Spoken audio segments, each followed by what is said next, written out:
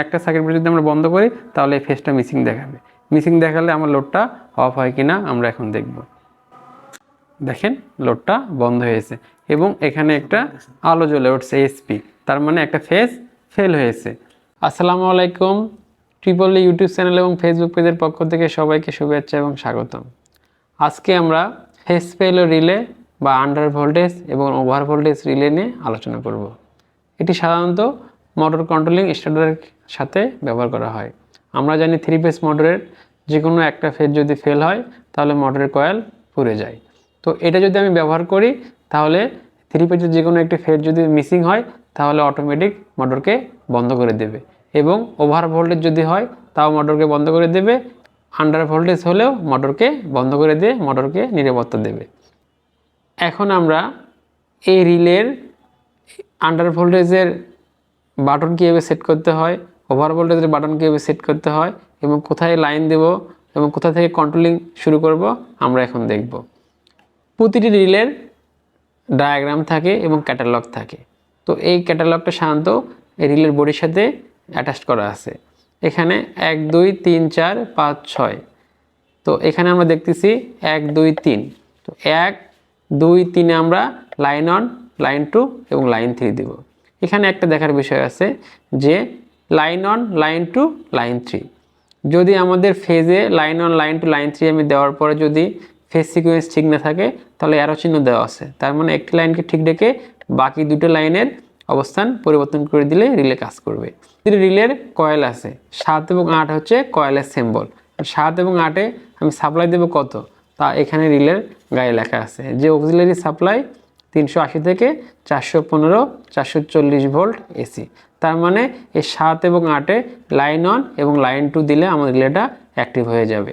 13 14 normal অবস্থায় NC আছে, যদি 13-তে আমি কারেন্ট দিই 14-তে পাবো, এবং 17 থেকে 16 নর্মাল অবস্থায় এনও আছে। যদি আমি 13 এবং 14, তাহলে 13-তে যদি আমি কারেন্ট দিই 14-তে আমি কারেন্ট পাবো। এখান থেকে আমাদের কন্ট্রোল সার্কিট শুরু হবে। এখন আমরা কানেকশন দিয়ে আপনাদেরকে দেখাবো যে কখন ফেজ ফেল করলে আমাদের এই এনসিটা কন্ট্রোল সার্কিটকে বন্ধ করে দিয়ে মোটরকে বন্ধ করে দেবে। এখন আমরা এখানে কানেকশন দেব। এখানে লাইন 1, লাইন 2, লাইন 3 দেব আমাদের 3 ফেজ লাইন থেকে। আমরা এখন এই 3 ফেজ লাইনটা একটা এমসিবি টিপির সাহায্যে আমরা ব্যবহার করব। তো লাইন 1, লাইন 2, লাইন 3 আমি সার্কিট ব্রেকার ইনপুটে দিয়ে দিচ্ছি।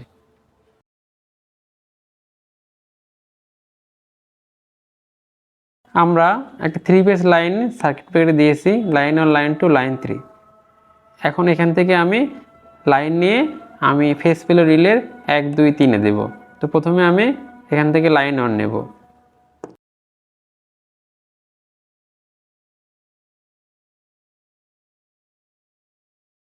আমার লাইন 1, লাইন 2, লাইন 3 আমি ডায়াগ্রাম অনুযায়ী 1 2 3-এ লাইন 1, লাইন 2, লাইন 3 দেব।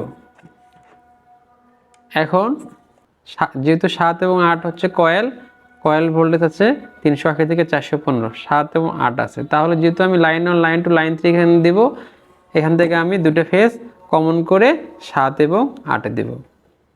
এখন আমি এই লাইন 1-এর সাথে কমন করব, 1-এ দেব। এখন এখানে লাইন 1, লাইন 2 দেব, যদি 7 এবং 8-এ 440 ভোল্ট আমি এখানে 7-এ দিয়ে দেব। আমি লাইন 1 কমন করে দিলাম 7-এ, এখন লাইন 2 কমন করে দেব 8-এ।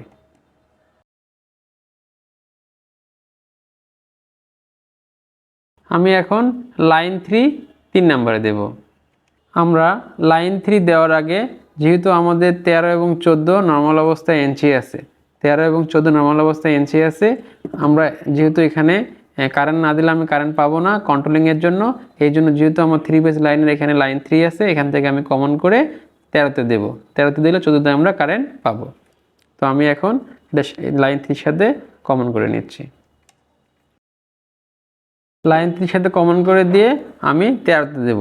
এখান থেকে 14 নাম্বার এখানে কারেন্ট দেব, কারেন্ট পাবো। তারপর এখান থেকে আমাদের থার্মাল ওভারলোড রিলে হয়ে এনসি হয়ে কন্ট্রোলিং পুশ সুইচে যাবে। তাহলে আমরা এখানে দিয়ে দেব।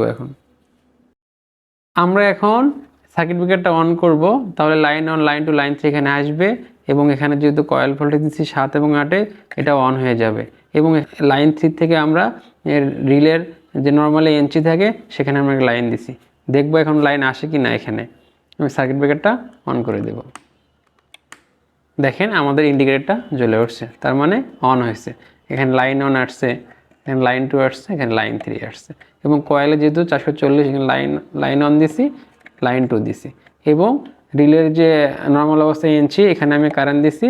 তাহলে দেখি কারেন্ট পাবো কি না। দেখেন আমি 14 নম্বরে কারেন্ট পেয়েছি। এখান থেকে যে লাইনটা আসবে এটা থার্মাল ওভারলোড রিলের এনচি হয়ে পুশ সুইচে যাবে। যেহেতু আমরা এটার পরিচিত ক্লাস নিচ্ছি, পরবর্তী যে ক্লাসটা করব সেখানে আমরা মোটর কন্ট্রোলিংয়ের সাথে এটা অ্যাডজাস্ট করব। এখানে আমরা একটা বাতি নিয়েছি, এই বাতিটা আমি এনচিতে দেব, দিয়ে এখানে নিউট্রাল আমি সংযোগ করব। দেখবো যে বাতিটা জ্বলে উঠবে। তারপর ফেজ ফেল হলে বাতিটা বন্ধ হয় কিনা আমরা দেখব। এটাকে 14 নম্বরে কানেকশন দেব ফেজ লাইনটা। যেহেতু বাতিটা জ্বালাতে নিউট্রাল লাগবে, আমার লাইন পাশে একটা নিউট্রাল আছে, নিউট্রাল। এখন আমরা 3 ফেজ সার্কিট ব্রেকারটা উঠিয়ে দেব। দেখেন সঙ্গে সঙ্গে আমার লোডটা জ্বলে উঠছে, তার মানে এটা আমি ধরে নিলাম মোটর। তাহলে এখন আমরা দেখব যে ফেজ ফেল হলে এই লোডটা অফ হয় কি না। আমরা এখানে একটা 3 ফেজ সার্কিট ব্রেকারের উপরে কাভারটা উঠে নিছি। এখন একটা সার্কিট ব্রেকার যদি আমরা বন্ধ করি তাহলে এই ফেজটা মিসিং দেখাবে। মিসিং দেখালে আমার লোডটা অফ হয় কি না আমরা এখন দেখব। দেখেন লোডটা বন্ধ হয়েছে এবং এখানে একটা আলো জ্বলে উঠছে এসপি, তার মানে একটা ফেজ ফেল হয়েছে। আমি আর একটা ফেজ উঠে দিলাম, দেখেন আবার লোডটা চালু হয়েছে। এখন আমি লাইন 2টা অফ করব। দেখেন লাইন 2 অফ করার সঙ্গে সঙ্গে ফেজ ফেল হিসেবে এবং এসপি লাইটটা জ্বলে উঠছে। এটা আমি উঠাই দেব এবং লাইন 3টাকে আমরা অফ করব। দেখি আমার মোটরটা বন্ধ হয় কি না। দেখেন সঙ্গে সঙ্গে মোটরটা বন্ধ হয়ে গেল। এখন আমরা যে ইউভি তার মানে আন্ডার ভোল্টেজ এবং ওভি মানে ওভার ভোল্টেজ, তার মানে এখানে আমরা যদি আন্ডার ভোল্টেজ অর্থাৎ আমার 3 ফেজ মোটর সাধারণত 440-এ চলে, 440 ভোল্টেজ। যদি এখানে আমি 290 করে দেই, তাহলে এখানে আমি যদি সিলেক্ট করে রেখে দেই তাহলে দেখবেন যে যখন 290 ভোল্টেজের নিচে আসবে মোটর বন্ধ হয়ে যাবে। যেহেতু আমার এখানে আন্ডার ভোল্টেজ করার সিস্টেম নেই, এর জন্য বাতিটা অফ হচ্ছে না। অনুরূপভাবে এখানে যে ওভার ভোল্টেজ আছে, যদি আমি দেখা যাচ্ছে আমার মোটরের গায়ে লেখা আছে 460, তার উপরে গেলে মোটরটা পুড়ে যাবে। তাহলে এখানে আমি 460 যদি সিলেক্ট করে রাখি তাহলে আমার কি হবে, 460-এর উপরে যদি ভোল্টেজ আসে তাহলে এই মোটরকে বন্ধ করে দেবে।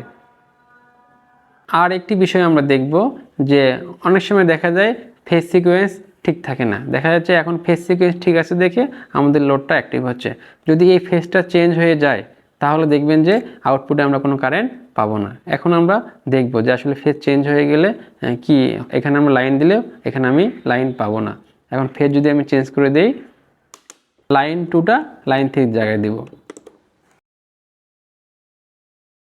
আমরা ফেজ সিকোয়েন্সটা চেঞ্জ করে দিলাম, দেখি কি অবস্থা হয়। এখন আমি লাইনটা উঠাই দিলাম, দেখেন বাতিটা জ্বলতেছে না, তার মানে এসপি আছে। অনেক সময় আমরা কানেকশন দেওয়ার পরে দেখা যাচ্ছে যে লাইন যদি এখানে লাইন আছে, দেখেন এখানে লাইন নেই, তার মানে যদি ফেজ সিকোয়েন্স ঠিক না থাকে তাহলে এসপি বাতিটা জ্বলে উঠবে।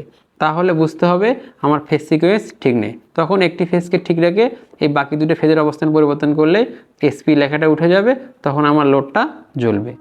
তাহলে আমরা এখন ফেজ সিকোয়েন্স চেঞ্জ করব। আমি ফেজ সিকোয়েন্স পরিবর্তন করে দিলাম, এখন আমি লাইন দেব। দেখেন এখন এসপি বাতিটা জ্বলছে না, আমার লোডটাও চলছে।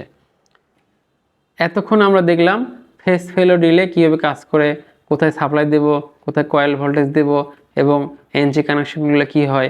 আমরা এখানে একটা বাতির সাহায্যে এই সার্কিটটা করে দেখালাম আপনাদেরকে।